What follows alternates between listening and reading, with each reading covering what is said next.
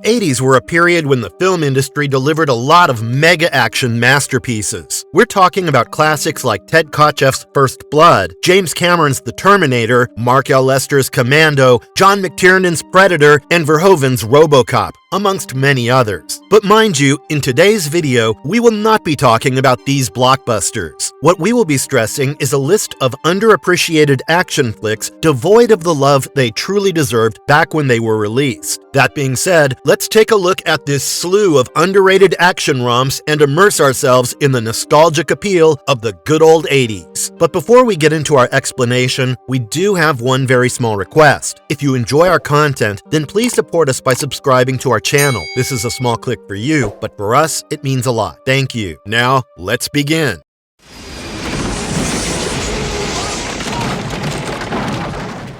Runaway Train, 1985. Action movies with trains as their primary setting usually tend to work wonders, and all the more so when the train spirals out of control and puts the very lives of the people in peril. While there are quite a few examples boasting such a premise, a classic example is Russian filmmaker Andrei Konchalovsky's action thriller movie Runaway Train, one that was based on an original 1960s screenplay by the legendary Akira Kurosawa, with uncredited contributions by Hideo Oguni and Ryuzo Kikushima. The narrative has two escaped convicts, Manny and Buck, and a female locomotive hostess named Sarah finding themselves trapped on an unmanned runaway train that hurtles through the snowy Alaskan wilderness at a terrifying, unstoppable speed. Add to this a relentless hunt conducted by the sadistic prison warden Rankin, who is determined to recapture his fleeing convicts and have them brought back to his prison. The superior cinematography work by Alan Hume makes Konchalovsky's Runaway Train a beautiful-looking movie even to this day. The film delivers on its promises. There's a gratuitous level of action and suspense, with elements of tension and danger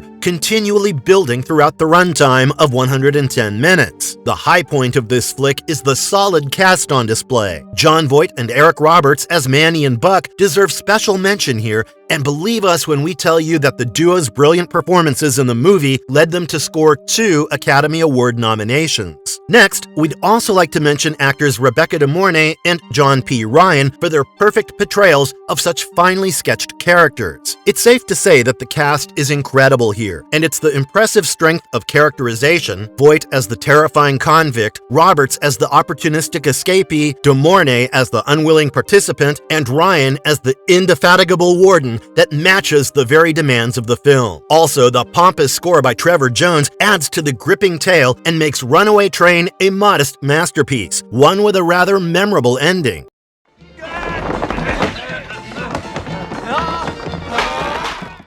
Miracles, 1989. What you're looking at not only stars the legendary action star Jackie Chan, but is also directed and co-written by Chan himself. Miracles, which is often regarded as one of Chan's most stylish directorial efforts, has its setting in Hong Kong during the 1930s, and happens to be a derived form of Frank Capra's Lady for a Day and Pocketful of Miracles. Mind you, Chan, who is very passionate about Hollywood musicals, made Miracles in order to pay tribute to the genre. Story-wise, Kuo Cheng-hua, a naive, kind-hearted country boy, arrives in Hong Kong and has his luck entirely in his favor after he buys a red rose from a poor old woman selling flowers on the street. So much so that Kuo even ends up becoming a crime boss and attributes his luck to the old lady's rose. In a world otherwise overrun by criminals, Kuo finds himself trying to do good, and upon learning that the old lady is in serious need of help, he decides to help her out in turn. Now, where does one even start talking when it comes to this movie? There are so many grand things to put a stress on.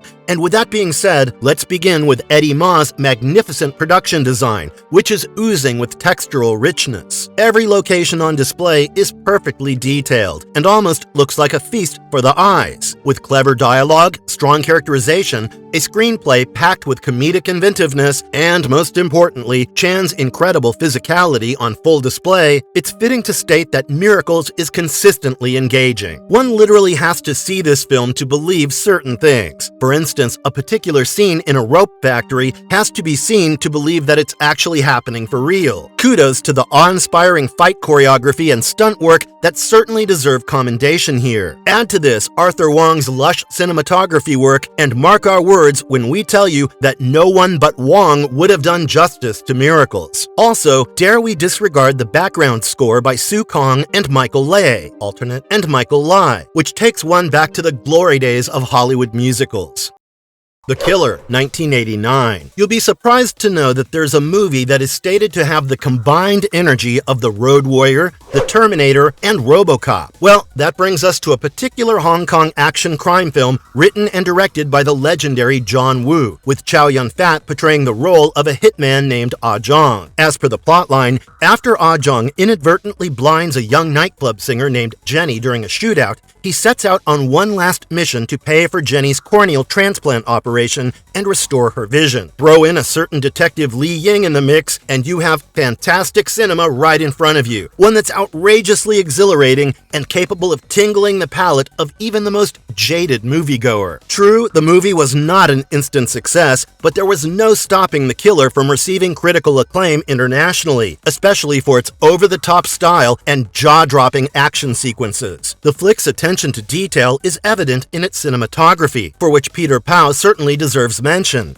In fact, the film is quite unique for adrenaline-based action, and by this, we mean well-choreographed bloodshed mixed together with raw emotion. While most filmmakers would usually go for sloppy, substandard techniques, such as endless cuts to keep their viewers' attention, Woo deliberately chose to go ahead, keeping a rather cultivated approach in mind. The final result is the very movie on display, a blend of mind-blowingly violent standoffs that are strangely beautiful in their own manner, and the extraordinarily powerful screen presence of Chow Yun-fat. Addressing every hardcore action movie aficionado out there, this is a must-watch if you still haven't seen it.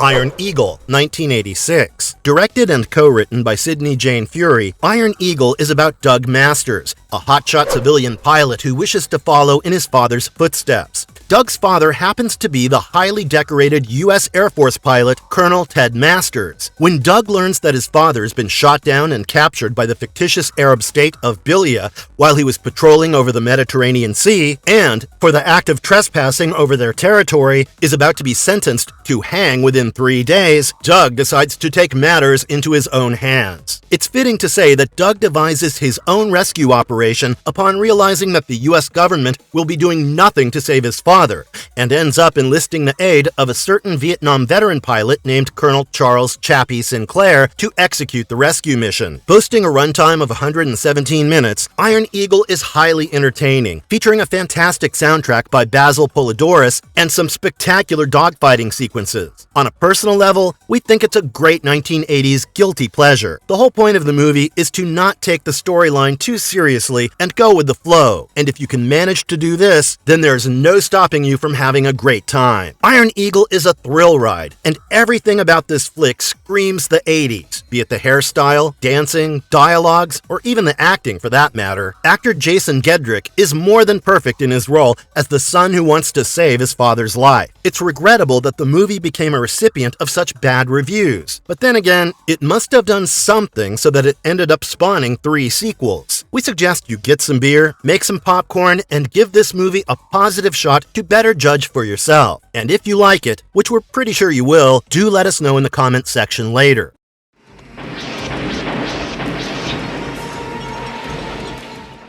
The Wraith, 1986. Can we just begin by saying Mike Marvin's The Wraith was way ahead of its time, and there's just no denying that. Well, this 1986 independently made action fantasy movie is set in the small desert town of Brooks, Arizona, where Packard Walsh, who happens to be the head of a gang of car thieves, compels people with fast cars into racing. The goal behind this is, of course, taking possession of their cars. And when it comes to Packard, he is a cold-blooded bully who will stop at nothing to get what he wants. But things take an unexpectedly different turn when an all-black Dodge M4S Turbo Interceptor car and its mysterious driver, who is covered from top to bottom in black body armor, helmet, and metal braces, arrives in the town and begins to challenge Packard's gang into racing one by one. While it's a different thing that the Wraith has Charlie Sheen portraying the leading character, if you ask us, it's the supporting cast that categorically does a better job. One simply cannot disregard Nick Cassavetes, Randy Quaid, and Clint Howard because they were all brilliant in the movie. Believe us when we tell you that the flick has just about enough thrills and excitement to keep the viewers glued to their seats even today. Brownie points to you if you address yourself as a car lover, because this movie here is a total feast for you then. From impressive cars to exhilarating car chasing scenes, and backed by a great soundtrack by the duo of Michael Hoening and J. Peter Robinson, let's not miss out on Reed Smoot's fantastic work of cinematography here. The Wraith happens to be a cool movie that certainly deserves 93 minutes out of your leisure time.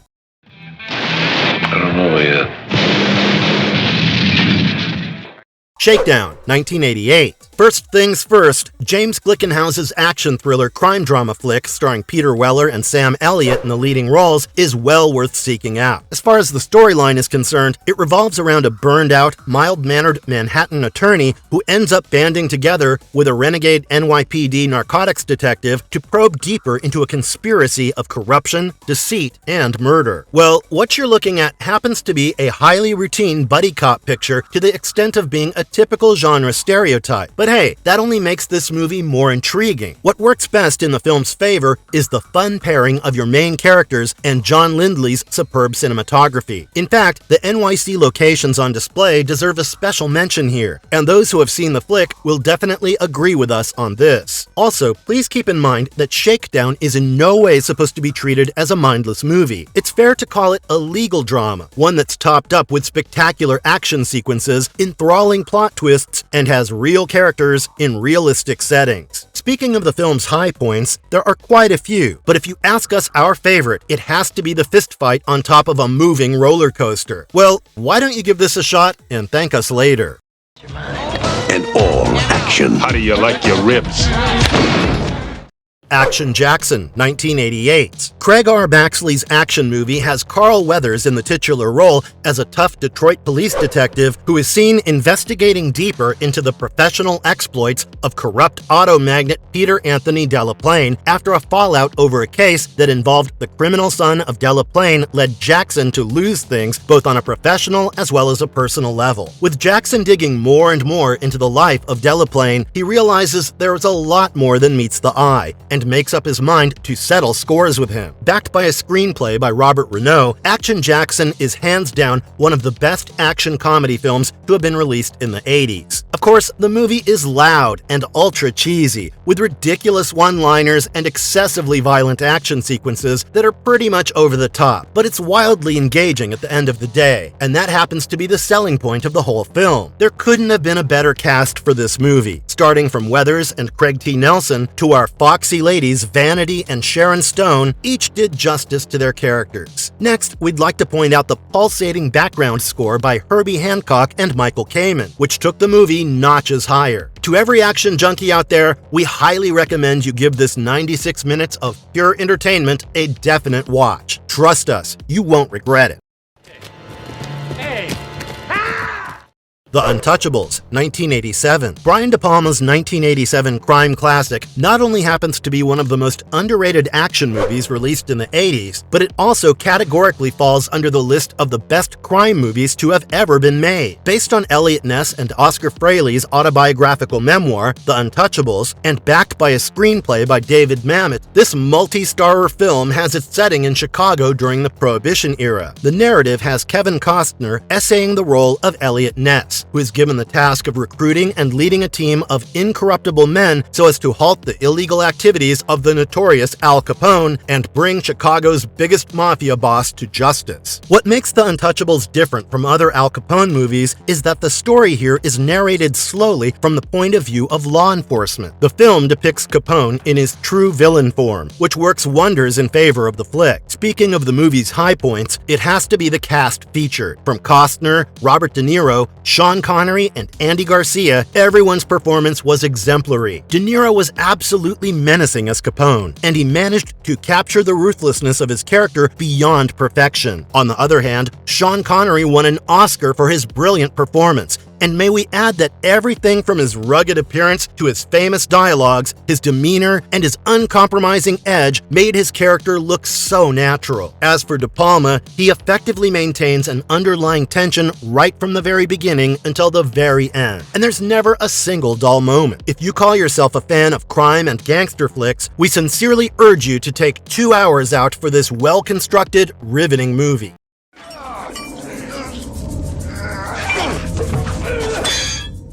Streets of Fire, 1984. Well, you'll be surprised to learn that the origins of Walter Hill's 1984 action crime neo-noir film came out of a desire to create what the filmmaker thought was an ideal flick when he was a teenager. No wonder he put in everything that he believed was great back then, such as leather jackets, rock stars, custom cars, motorcycles, kissing in the rain, high-speed pursuits, and the color neon, amongst a horde of other things Hill had a penchant for. Story-wise, the film is quite simple. An ex-soldier returns home to rescue his ex-girlfriend, a successful rock and roll singer who got kidnapped while performing at her own live concert by the ruthless leader of an outlaw motorcycle gang. Streets of Fire was far ahead of its time, given how the movie is set in an almost alternate universe labeled Another Time, Another Place, where literally everything complements the story. Of course, Hill's visual style deserves full credit here, and it reflects in the way he understands and sets the tone of the whole movie. While the performance of the cast is great, Willem Dafoe needs a special mention here, having proved time and again that he is at his best when he portrays the role of a bad guy. Also, it would be a cardinal sin not to mention Diane Lane here, because she's simply amazing in the movie. Streets of Fire features an impressive and evocative music score by Ry Cooder, and this adds to Andrew Laszlo's excellent cinematography work.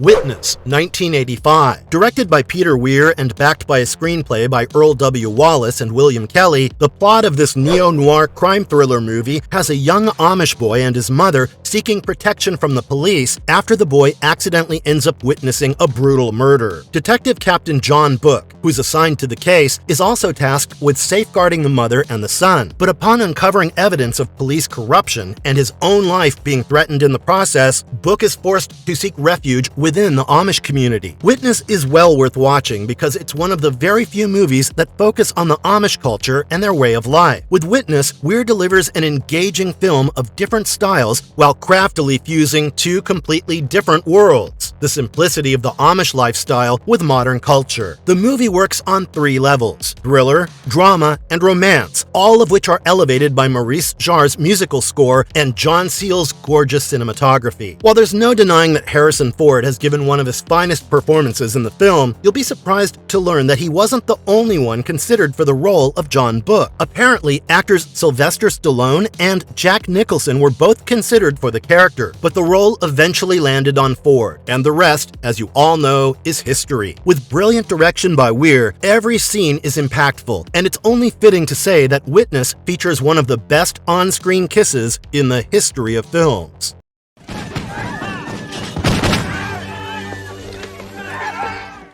Maniac Cop, 1988. Well, when we're talking about underrated action flicks of the 80s, how can you even for once think that we will not be including William Lustig's cult horror film in the list? After all, this is the movie that introduced us all to the murderous Maniac Cop, one who proved quite early that he is not to be taken lightly under any circumstance. With a screenplay by the late Larry Cohen, the storyline has a deranged killer in a police uniform committing violent acts of murder on the very streets of New York. As the death toll starts rising, Officer Jack Forrest finds himself arrested on the charges of a murder that he didn't even commit in the first place. Hell-bent on bringing the real killer to justice and also proving his own innocence, Jack begins to investigate on his own, only to get more than he bargained for. Believe us when we tell you, Maniac Cop is oddly entertaining, and there's no denying that Bruce Campbell is one of the main assets of the movie. It's a sheer treat to watch him essay such a toned-down character, and may we add that he absolutely nails nailed it. No wonder there are certain fans of Campbell who actually consider this to be one of his best works. Of course, the legendary Coen has to be given full credit for coming up with such a unique script in the first place, and dare we disregard those incredible one-liners. Now, Maniac Cop can be a low-budget slasher, but hey, that didn't stop the movie from featuring a killer who is almost as indestructible as Jason Voorhees, and Michael Myers, for that matter. The killer is terrifying, but his kills are even more brutal. No one but the late Robert Zadar would have done a better job as the Maniac Cop. If you still haven't watched this movie, you'd better be late than never.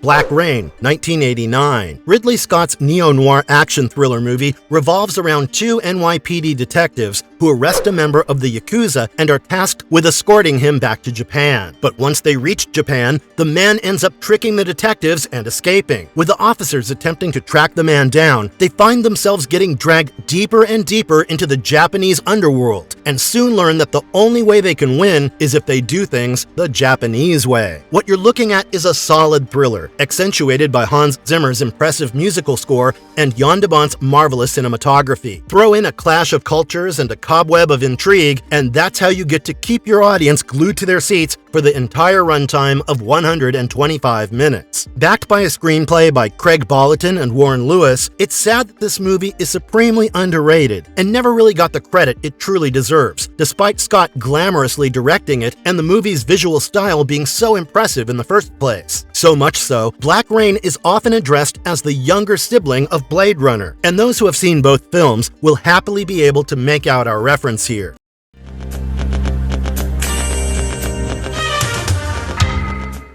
Best of the Best, 1989. Bob Radler's martial arts film follows 5 American fighters as they go to Korea for an international martial arts tournament. There, they face opponents who are way ahead of them, especially in terms of skills and technique. Written by Paul Levine, Best of the Best shows all the hallmarks of a classic martial arts flick. It has action, sentiment, drama, and suspense, all in equal measure. The top-notch acting by Eric Roberts, James Earl Jones, and Philip Rhee in particular deserves a special mention. Can we also pause and marvel at the fact that the martial arts sequences featured in the movie were simply mind-blowing? Best of the Best is a well-thought-out movie at the end of the day, one that has a lot to give and a lot to remember. And this makes us seriously wonder why gems like this aren't made anymore. One doesn't have to be a martial arts fan to enjoy this movie. Just give it a shot and let it linger in your mind for a while.